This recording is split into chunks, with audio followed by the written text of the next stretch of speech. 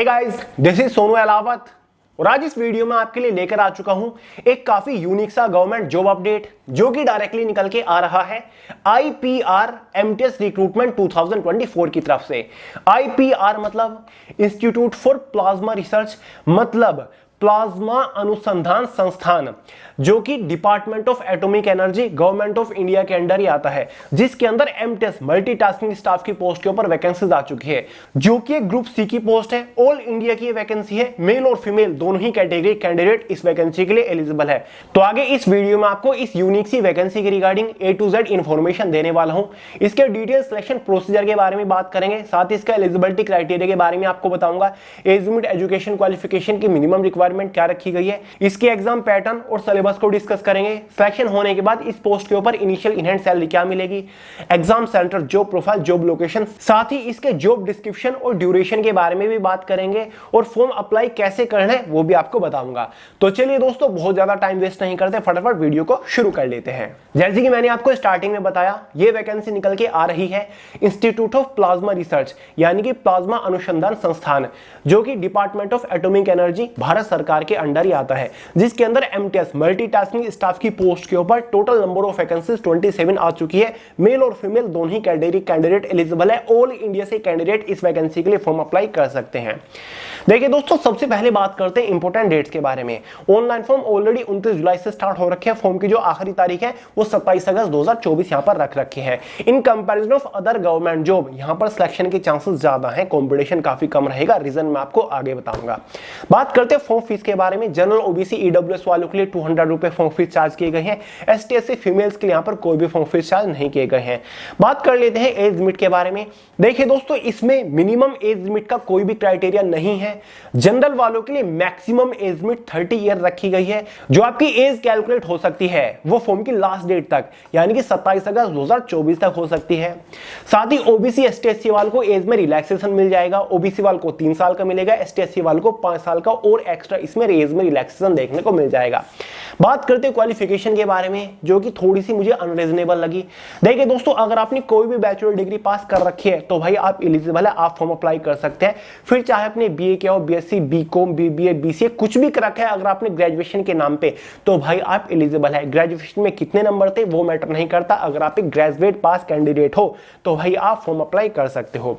तो चलिए फाइनली बात करते हैं सिलेक्शन प्रोसीजर के बारे में, यानी कि जब आप इस वैकेंसी के लिए फॉर्म अप्लाई कर दोगे, फाइनल सिलेक्शन लेने तक आपको किस किस स्टेज से होकर गुजरना पड़ेगा। देखिए दोस्तों, केवल और केवल इसका सिलेक्शन प्रोसीजर एक मेजर स्टेज के ऊपर टिका हुआ है और वो है आपका एग्जामिनेशन। एग्जाम के बेसिस पर आपको फाइनल सिलेक्शन दिया जाएगा। एग्जाम आपका 4 पार्ट्स में डिवाइडेड है। 4 सब्जेक्ट से मतलब क्वेश्चन पूछे जाएंगे। पहला सब्जेक्ट आपका वही जनरल नॉलेज और जनरल अवेयरनेस, ठीक है, इससे क्वेश्चन आएंगे। दूसरा आपका जनरल इंग्लिश रहेगा, तीसरा एलिमेंट्री मैथमेटिक्स और चौथा आपका कंप्यूटर और रीजनिंग एप्टीट्यूड का रहने वाला है। ये 4 सब्जेक्ट्स आपके एग्जाम में रहेंगे। किस सब्जेक्ट से कितने क्वेश्चन एग्जाम में पूछे जाएंगे, कौन सा सब्जेक्ट कितने नंबर का होगा, क्वेश्चन पेपर टोटल कितने नंबर का होगा, कितने क्वेश्चन एग्जाम में आएंगे, नेगेटिव मार्किंग कितनी होगी, ये सारी जानकारी नोटिफिकेशन में नहीं दे रखी है।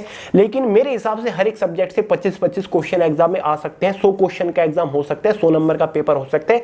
100 नंबर को सोल्व करने के लिए आपके पास 90 मिनट यानी कि 1.5 घंटा हो सकता है और एग्जाम में आपकी 0.25 मार्क्स की नेगेटिव मार्किंग रह सकती है। ये जानकारी मैं आपको अपनी तरफ से दे रहा हूं। बाकी 4 सब्जेक्ट के बारे में एग्जाम में बता रखा है कि भाई ये 4 सब्जेक्ट आपको पढ़ने हैं। और दोस्तों, सिलेबस आपका वही रहेगा जो किसी भी कॉम्पिटिटिव एग्जाम के लिए रहता है, जैसे कि एसएससी या फिर नॉन एसएससी एग्जाम्स होते हैं। यही 4-5 सब्जेक्ट आपको पढ़ने हैं। सिलेबस मैं आपको किसी दूसरे कॉम्पिटिटिव एग्जाम के रेफरेंस से प्रोवाइड करा रहा हूं। इसका complete detail syllabus discussion Telegram channel में मैंने प्रोवाइड करा दिया, वहां से डाउनलोड करके अच्छे से सिलेबस को देख लीजिएगा, समझ लीजिएगा कि भाई क्या क्या आपको पढ़ना है, कंप्यूटर से क्या पढ़ना है, रीजनिंग से कौन कौन से टॉपिक पढ़ने हैं, मैथ से, जनरल नॉलेज, जनरल अवेयरनेस से आपको क्या क्या पढ़ना है। ठीक है, एग्जाम हो गया। जितने भी एग्जाम जो आपका वो ये आपका ऑब्जेक्टिव पेपर है, इसी के साथ साथ आपका एक डिस्क्रिप्टिव पेपर भी रहने वाला है, जो कि आपका राइटिंग रहने वाला है, यानी कि आपको उस क्वेश्चन के आंसर हाथ से लिख के देने होंगे। ठीक है, ये ट्रांसलेशन का हिंदी और इंग्लिश का रहेगा। ठीक है, मतलब आपको हिंदी और इंग्लिश में क्वेश्चंस के आंसर देने हैं, ये नहीं कि केवल इंग्लिश का रहेगा फिर हिंदी का रहेगा। तो राइटिंग बेस, रिटन बेस एक क्वेश्चन पेपर रहने वाला है, जहां पर क्वेश्चंस के आंसर आपको लॉन्ग में देने हैं, लेटर से भी आपसे लिखवाया जा सकता है। क्लियर है? तो भाई आपका पूरा एग्जाम रहेगा, एक ही दिन आपका ये रहने वाला है। जितने भी नंबर का होगा, 100, 150, 200 नंबर का, यह भी क्लियर नहीं है, लेकिन जितने भी नंबर का होगा एग्जाम होने के बाद उतने ही नंबर में से एक फाइनल फाइनल मेरिट बन जाएगी category wise, general, OBC, ST, SC की अलग अलग बनेगी। अगर आप उस कैटेगरी, अगर आप उस कट ऑफ को क्वालिफाई कर लेते हो, फाइनली आपका सिलेक्शन हो जाएगा। कोई स्किल टेस्ट नहीं, कोई टाइपिंग टेस्ट आपका नहीं होने वाला है, कोई सेकंड स्टेज नहीं, कोई इंटरव्यू आपका इसमें नहीं होगा। एक एग्जाम के बेसिस पर आपको फाइनल सिलेक्शन दे दिया जाएगा, बस इतना ही इसका सिलेक्शन प्रोसीजर है। तो ये तो एक प्लस पॉइंट है इस वैकेंसी के साथ। अब भैया बात करेंगे सिलेक्शन होने के बाद सैलरी कितनी मिलती है। देखिए दोस्तों, सैलरी यहां पर क्लियर कट इन्होंने लिख दी है, हालांकि पोस्ट और क्वालिफिकेशन को बिल्कुल भी जस्टिफाई नहीं कर रही है। देखिए दोस्तों, इसमें रेम्यूनरेशन आपका लिख रखा है, तो जो आपकी जस्ट आफ्टर सिलेक्शन रहेगी वो सैलरी रहेगी जस्ट आफ्टर सिलेक्शन वो 18,000 प्लस HR यानी कि हाउस रेंटल अलाउंस, यानी कि रहने का आपका अलाउंस आपको यहाँ पर मिल जाएगा, रहने की जगह आपको प्रॉपर दी जाएगी, प्रोवाइड करेगा आपका IPRE। ठीक है, तो भाई 18,000 रुपए आपकी सैलरी मिलेगी। हालांकि जो रेम्यूनरेशन अगर लिखते हैं, मतलब ये एक फाइनल सैलरी होती है, इतनी सैलरी आपको मिलती है, सब ऐड करके कटकुटा के नेट सैलरी होती है।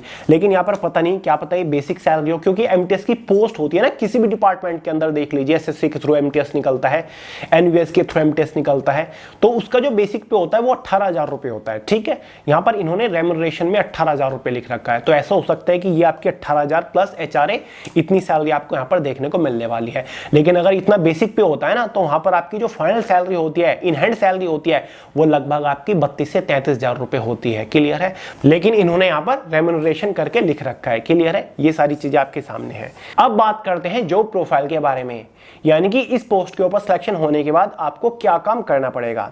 देखिए दोस्तों, इस डिपार्टमेंट के अंदर आप एज अ असिस्टेंट के तौर पर काम करने वाले हो। जो आपके ऊपर ऑलरेडी स्टाफ है या फिर अथॉरिटी है, आप उनको असिस्ट कर रहे होंगे ऑफिस सेक्शन के अंदर मोस्टली। देख लीजिए, जॉब डिस्क्रिप्शन करके यहां पर क्लियरली लिख रखा है, the selected candidate will be required to support routine activities in sections administration, accounts, purchase and store, library, safety, civil maintenance. इनमें आप सपोर्ट के तौर पर काम कर रहे होंगे, एक तरीके से यहां पर आप असिस्ट कर रहे होंगे। The job required work knowledge in computer, MS Word, MS Excel, यानी कि आपको कंप्यूटर बेस्ड काम भी करना पड़ेगा, जैसे कि MS वर्ड, MS एक्सेल की बेसिक नॉलेज आपके पास होनी चाहिए। तो भाई एक तरीके से मल्टीटास्किंग स्टाफ का काम करोगे ऑफिस सेक्शन के अंदर। जो डिपार्टमेंट के अलग अलग सब डिपार्टमेंट है ना, उनके अंदर आपको असाइंड किया जा सकता है कोई भी काम। ठीक है, तो ये तो आपका पता ही है मल्टीटास्किंग स्टाफ का काम क्या होता है, तो वही आपको काम करना पड़ेगा। ठीक है, जॉब लोकेशन जो आपकी रहेगी वो आपकी हेडक्वार्टर्स में ही रहेगी, एक तरीके से, जहां पर ये इंस्टीट्यूट है प्लाज्मा रिसर्च का।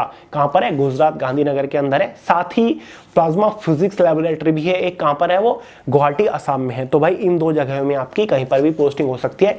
ज्यादा चांसेस है गुजरात गांधीनगर में, जो IPR का हेडक्वार्टर्स है या फिर जहां पर ये इंस्टीट्यूट है, फाइनली वहीं पर आपकी पोस्टिंग रहने वाली है। हालांकि लेबोरेटरीज की ऑल ओवर इंडिया में एक दो कई जगह है, लेकिन मेन जो आपकी इसमें पोस्टिंग होगी वो गुजरात गांधीनगर के अंदर रहने वाली है। अब देखिए दोस्तों, इस वैकेंसी का कंप्लीट डिटेल्ड ऑफिशियल नोटिफिकेशन मैंने way to success Telegram channel के अंदर प्रोवाइड करा दिया है, लिंक डिस्क्रिप्शन बॉक्स में है, वहां से डाउनलोड करके अच्छे से नोटिफिकेशन को देख लीजिएगा, समझ लीजिएगा।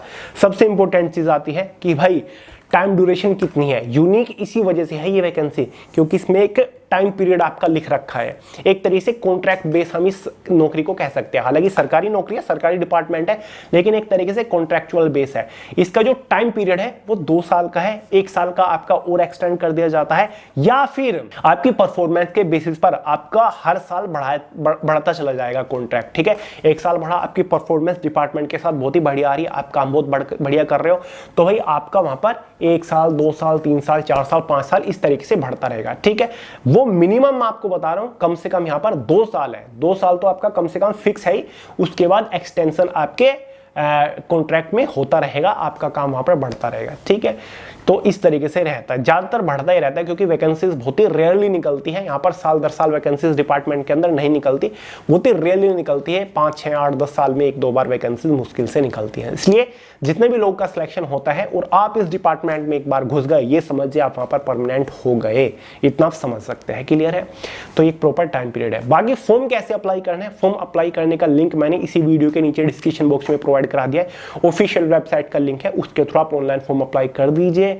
उसके बाद आपका प्रॉपर एग्जाम के लिए एडमिट कार्ड आएगा और एग्जाम फिर देने जाओगे। तो ये थी दोस्तों सारी जानकारी। कोई डाउट हो, कोई सवाल हो, कमेंट करके पूछ लीजिएगा, वरना सोनू हेलात के नाम से इंस्टाग्राम के ऊपर भी आपको मिल जाऊंगा। वीडियो पसंद आया हो लाइक करिएगा, दोस्तों के साथ शेयर करिएगा, चैनल को सब्सक्राइब करना मत भूलिएगा। मिलते हैं अगली वीडियो में बहुत ही जल्द, तब तक के लिए जय हिंद।